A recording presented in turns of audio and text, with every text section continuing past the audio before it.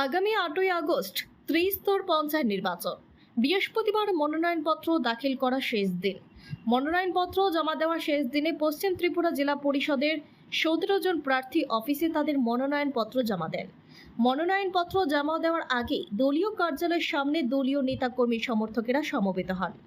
সেখান থেকে মিছিল করে দলীয় প্রাকৃতিক নিয়ে জেলা শাসক অফিসে গিয়ে মনোনয়নপত্র জমা দেওয়া হয়। মনোনয়নপত্র জমা দেওয়া উপলক্ষে আয়োজিত মিছিলের অগ্রভাগে ছিলেন মুখ্যমন্ত্রী ডক্টর মানিক সাহা, বিজেপি প্রদেশ সভাপতি রাজীব ভট্টাচার্য, আগরতলা পুর নিগমের মেয়র বিধায়ক দীপক কুমার মজুমদার প্রমুখ। মনোনয়নপত্র জমা দিতে গিয়ে দলীয় প্রার্থীরা বলেন, দল তাদেরকে জনগণের সেবার জন্য মনোনীত করেছেন। প্রধানমন্ত্রী নরেন্দ্র মোদীর মার্গদর্শনে তারা জনগণের সেবায় আত্মনিয়োগ করবেন। প্রধানমন্ত্রীর পথে পথ প্রদর্শক হিসেবে তারা কাজ করতে চান বলেও জানিয়েছেন। জয় নিয়ে সম্পূর্ণ আশাবাদী। বিগত 5 বছর ভারতীয় জনতা পার্টির নেতৃত্বে নরেন্দ্র মোদীজির যে চিন্তাধারা, গ্রামীণ এলাকার উন্নয়নের জন্য আমরা কাজ করেছি। সারা বছর আমরা মানুষের পাশে ছিলাম, গ্রামের মানুষের উন্নয়নের জন্য কাজ করেছি। সেই সুবাদে আমরা সম্পূর্ণ আশাবাদী গ্রামের এলাকার মানুষ ভারতীয় জনতা পার্টির পক্ষে রায় দেবে।